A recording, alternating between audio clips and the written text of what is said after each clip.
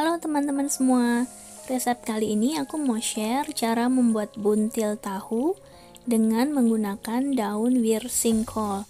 Sebab kalau di sini kan susah ya untuk mencari daun pepaya atau daun singkong. Jadi pakai sayuran lokal yang ada di sini. Oke, sebelum mulai ke resepnya, jangan lupa like, komen, dan subscribe ya. Makasih. Nah, ini kita mulai dengan bahan isian buntilnya dulu. Kita pakai tahu, kemudian ada teri, ada kelapa kering, dan kaldu ayam bubuk. Tahunya dihancurin dengan blender. Kita pakai juga sedikit santan serta telur ya untuk di adonannya. Nah, untuk bumbu halusnya kita pakai bawang merah, bawang putih, cabai merah, dan bumbu rempah lainnya. Kemudian kita haluskan dan kita tumis dulu hingga wangi, baru kita campur ke adonan isinya. Bumbu halus yang sudah ditumis, kemudian kita tambahkan sekitar 2 sendok makan gitu ke dalam adonan isi. Kita aduk rata, kemudian tambahkan daun bawangnya juga, serta sedikit santan, sekitar 2 sendok makan santan cukup ya.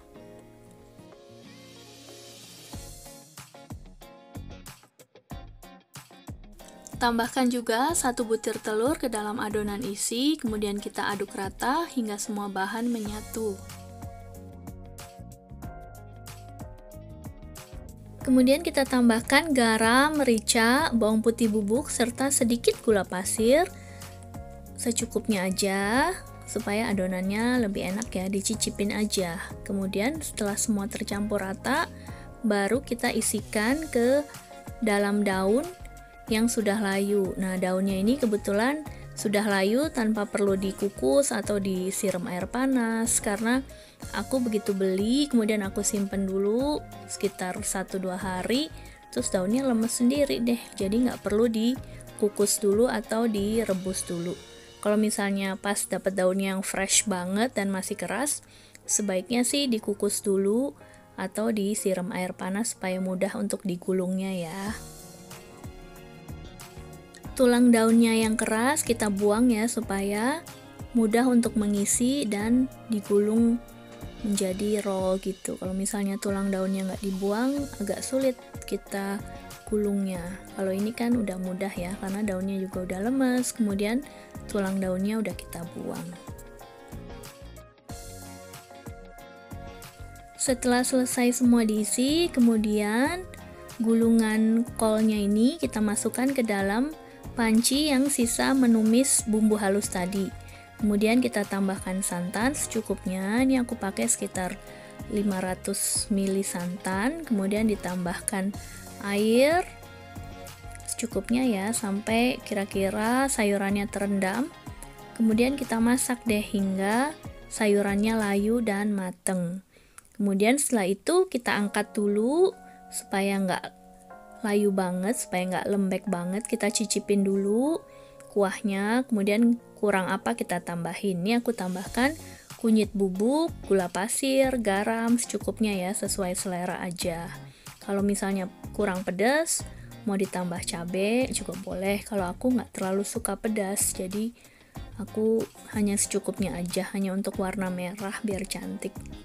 Nah, ini aku angkat dulu sebentar supaya dia nggak terlalu rayu dan lembek.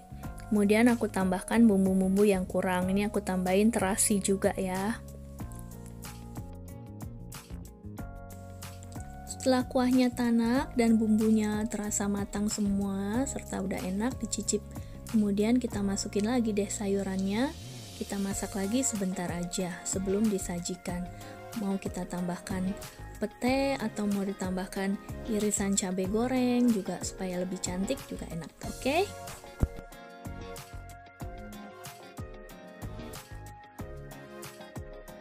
Ini aku tambahkan pete ya. Petenya sesuai selera aja. Kalau suka petenya banyak, pakai yang banyak.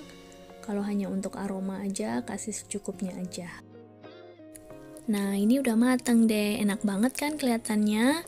Tinggal kita sajikan dengan nasi putih panas, kemudian dengan lauk sesuai selera.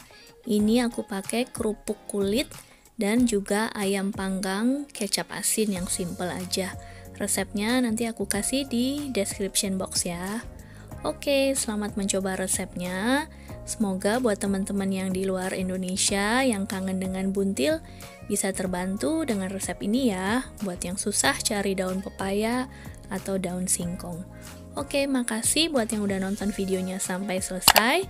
Jangan lupa like, comment, dan subscribe. Makasih.